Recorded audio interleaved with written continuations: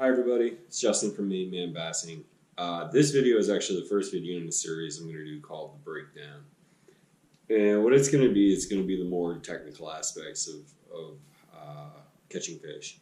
So like I'll go out, I'll make videos of me fishing and catching fish, and then I'll make breakdown videos where I go over like the finer aspects of how I'm catching the fish, boat positioning, weather, structure cover, like retrieval type, the lures I'm using, boat orientation, floor depth, etc. Because what I find is that like I have a tendency to talk a lot in my videos, and I feel like they can be boring sometimes where I just ramble on. So I'm going to try and keep those videos mostly about fishing and like stupid stuff that happens while I'm doing them, you know. And then these videos, well, I'll like really break everything down. Also, for like any of the equipment I use, I'll leave a description link in the I'll leave an Amazon link in the description box. So if it's something that you're interested in, you can check that out. That helps me out. If you use that link to purchase the item, I get a commission off the sale, which is really nice. It doesn't cost you more. It's just I get a commission off it, which is like a huge help. It goes a long way. What I'll do for this video, I don't know. I've never done this before, so I don't want these to be super long. I want them to be like 10 minutes. I'm thinking I'm going to do one fish, maybe two fish video. I'm definitely going to do the first bass I caught this year. It was a smallmouth. It wasn't a giant, but it was still the first bass of the year that I found on the sonar and caught. I've really been struggling. Like, ice out happened about 3 weeks ago, and so I went out like the first day I could that there was no ice in the water. I went out, and it was really hard to even find bass. I would find them later on in the afternoon on my sonar, but that's it. That's all I could find. So I was like really excited to catch this bass, and I'll share it with you. First, I'm just going to play the clip from the video of me catching it, and then I'll go over everything.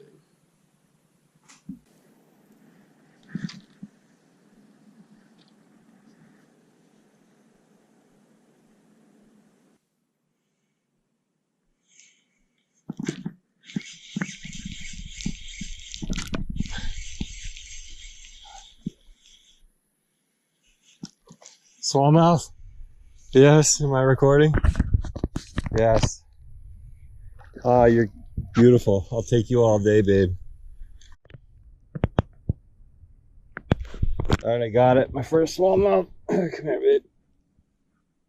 Where's that hook?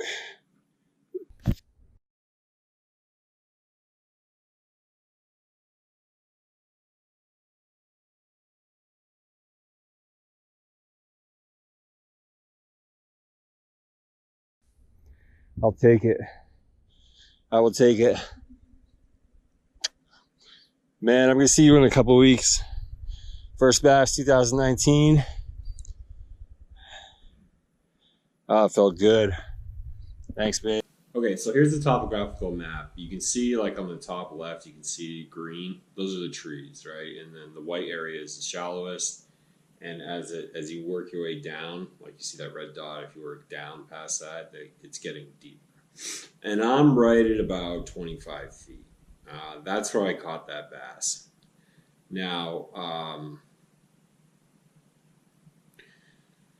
and so this is pretty typical of like almost all year round where you can catch bass, like on these inclines. Like you can see it's kind of a gradual incline. I can't exactly remember where I was. I didn't have a good screenshot. I didn't use a screenshot. I'm kind of guessing where I was. But you can see on the very bottom, it's like really dark blue. It goes down to like 50 feet. I'm thinking maybe, because this is like the first time, there was like all kinds of activity on my sonar. So I'm thinking like that they were starting to push up from that deep blue area. I'm not really sure. But anyways, that red dot is about where I was. And this is like this is like kind of where you want to position yourself. Usually though, during the summer, as the water warms up, it's a little closer to like you see above the red dot, there's a 20, number 20. That's really where like you'll find a lot of bass. But so this one was a little farther off the incline. Excuse me. It was a little farther off the incline. So that's that. That was like where I was in the water. And now I'm going to show you like sort of what I saw on my sonar.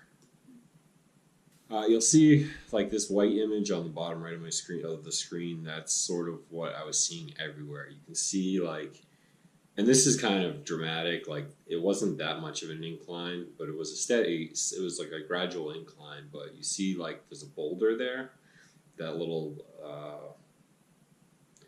looks like the letter N, and then those 3 little circles. This would be looking at my down scan. That's what I saw like everywhere that night. It was like from 6 p.m. to 8 p.m.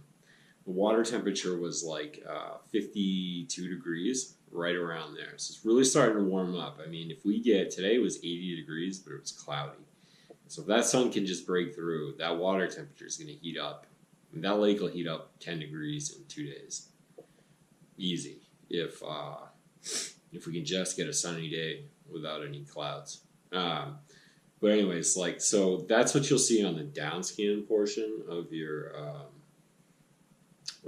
sonar. And I was using a hook 2. I'll link that up in the description box. It's a pretty good solid unit. It's a hook 5. Even though it's a smaller screen, it's really good imaging. It's really easy to see, both on the sonar and on the 2D sonar and on the downscan. So that's what I was seeing on my sonar. So what I did was I used the drop shot, and I sort of like where that red dot is, I kind of put myself on the upper end of the red dot, the red circle there on the screen, and I casted downhill. So I casted like into where the floor gets deeper. And I just slowly like brought that drop shot up. I was using 6/8 of an ounce. It was pretty heavy actually. But I was trying to get down there to 25, 30 feet in a hurry. I find that like when the faster your drop shot gets down there, the more effective it is in deeper water. That's what I found. So don't be afraid to put a 1/2 ounce on there. But anyways, I'll show you right now. I'm going to show you what I was using, okay? I'll show you the lure I was using. So these are roboworms. This is the straight tail. It's a salt release system. It's a 6-inch straight tail sexy shad. I'll put a picture with my iPhone up because it won't, like the colors on the GoPro won't do it justice. But you got a nice white, blue, almost like a purple. And then you get some like glitter in there. And it's like these are just killer. These straight tail worms. I'll link these up in the description box. These are just awesome for drop shotting. And you can get 4 or 5. I think you can get 4 or 5 or 6 inch. I think 6 inches is the biggest that they sell. I'm not sure. I'll look into that when I put it in the description box. But these are just awesome. Like they're just awesome. I was seeing if they had any smell to them. They don't really have any smell to them, but there is salt in them. But I find that white works the best when I'm drop shotting deep. Occasionally I'll use red, but I really like using white because I think what it does, these really, like when you jig it, like and you look at the action, it looks just like a bait fish. It looks just like a little bait fish, like swimming around. It's so cool. It's really cool. But I've caught a lot of bass on these. These are like my favorite drop shot worms to use. And then for line, I was using a 20-pound. The main line was 20-pound Maxima braid, and I had an 8-pound fluorocarbon, and I using 8-pound Lew's fluorocarbon leader, and I was using a size 4 Gamakatsu. Size 4 Gamakatsu drop shot hook. And I'll show you what they look like. Right here, so it's something like that. And it sort of varies, so I'll put it down on my Trying to give you a good shot, but not a very big hook at all. Highly effective. With these, I find you really have to see if they're sharp. Like every time you go out, test them, because you'll lose fish all the time if they're not sharp.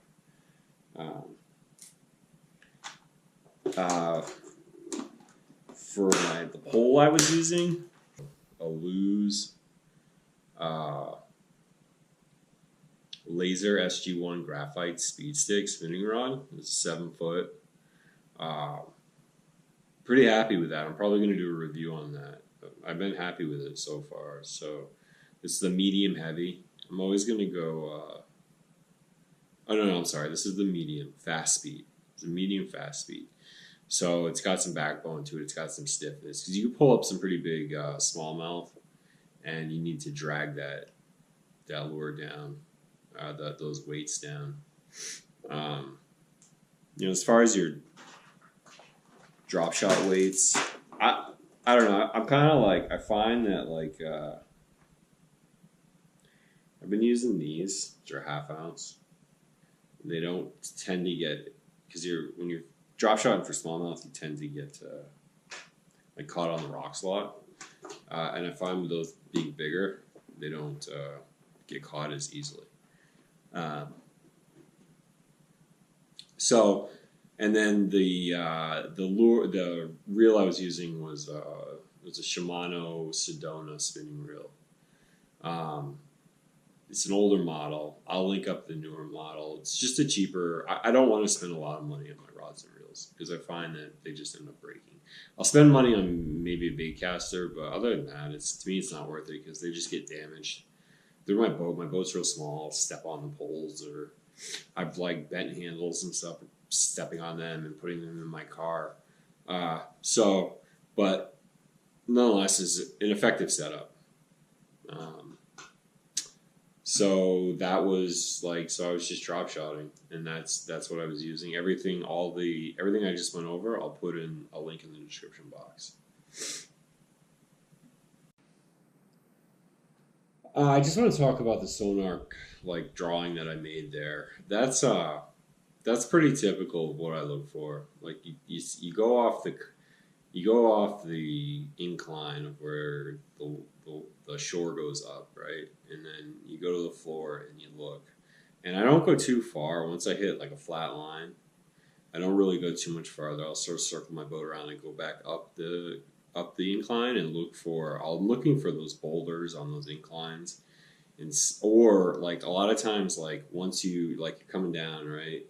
And then you hit a flat line, I'll give it a little bit of distance. I'll keep looking at my sonar for a little while to look for boulders or bait fish, because a lot of times you'll see bait fish right off the floor there, right where there's a flat line. And then I'll also so when you see the bait fish, you'll see little balls of bait fish.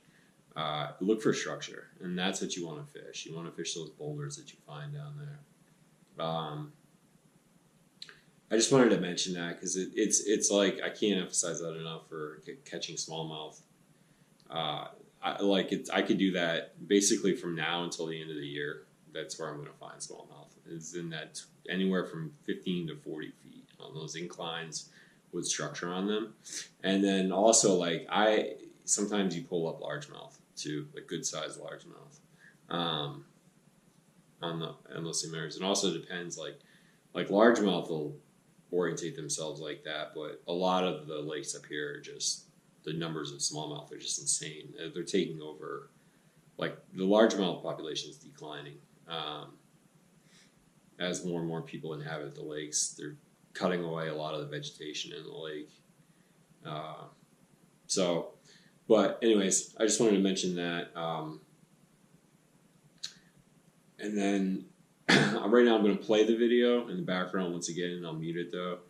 And I just want to talk about what I'm doing. So if you remember that red dot I showed you, it's off the incline or on, or right near the very bottom of the incline.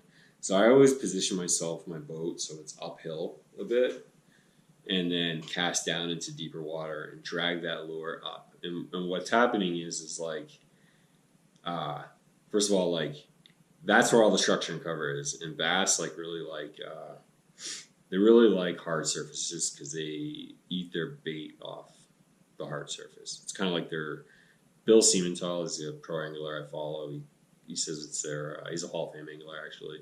He says it's their dinner plate. And what I did a couple years ago was I actually YouTubed bass or feeding pet bass in tanks, and you'll see sometimes when they feed them, especially if they dive down in the dirt, they'll like get whatever their bait, right, and then they bring it to the corner of the tank, or they bring it to like a hard surface in the tank, and they spit it out and they eat it. And they spit it out and they eat it. And they spit it out and they eat it. And you'll see like all the debris coming out of their mouth. So they're probably cleaning their mouth after the attack, right? Because they got all kinds of dirt and debris.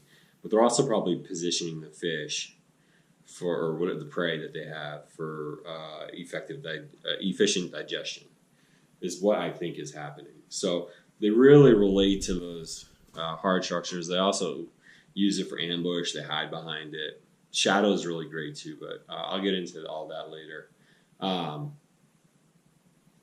So anyways, that's the breakdown. I know it's kind of like technical, but that's sort of what I want it to be. Just want to like help people understand, like help them put them on patterns of fish behavior and like help them be more efficient with fishing and effective. Because there's definitely patterns to bass, you know, like, so, but this is a highly effective method that I use a lot, and you're probably going to see me do this technique a lot with the same baits on my videos. But anyways, that's it. I hope you liked the video. I hope it helped. I hope you learned something, and I hope you catch a real big bass. Thanks. Bye.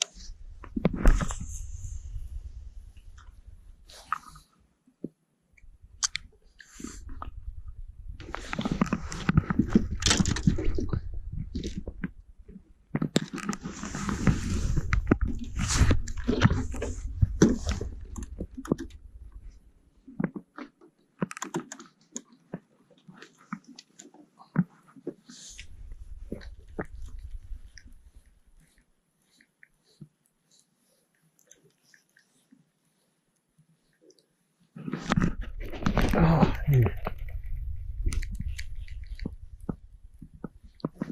we're gonna fish this area.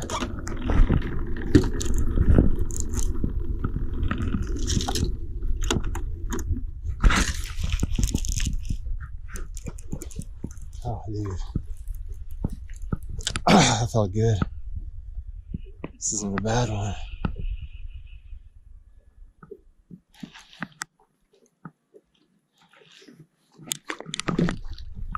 Got him good. Good smallmouth.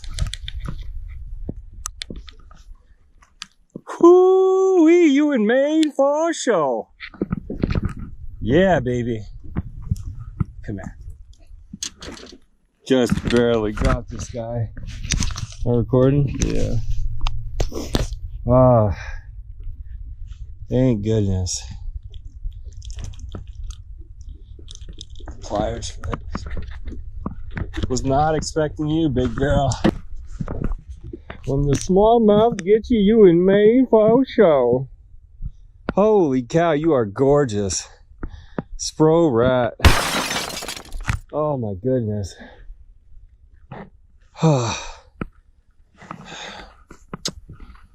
Holy cow. Need a picture with you, big girl. Goodbye, Dave.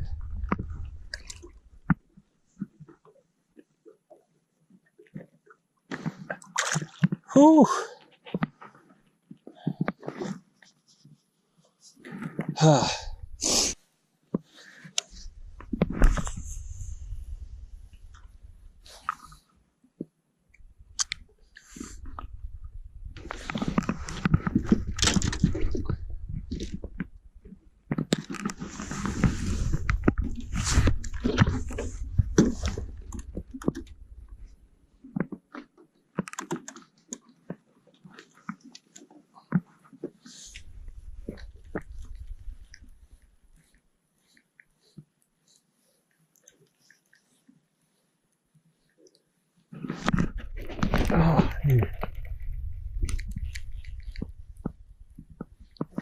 we're gonna fish this area.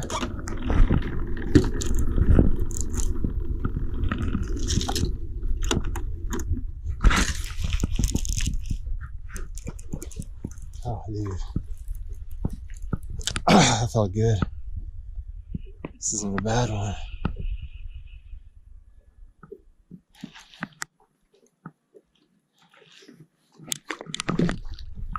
Got him good. Good smallmouth. Whoo-wee, you in Maine for show. Yeah, baby. Come here. Just barely got this guy. Am I recording? Yeah. Ah, thank goodness. Pliers for it.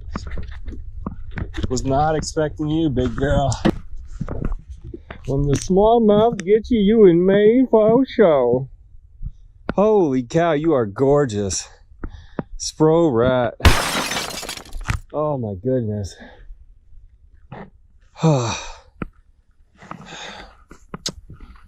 Holy cow. Need a picture with you, big girl. Goodbye, Dave.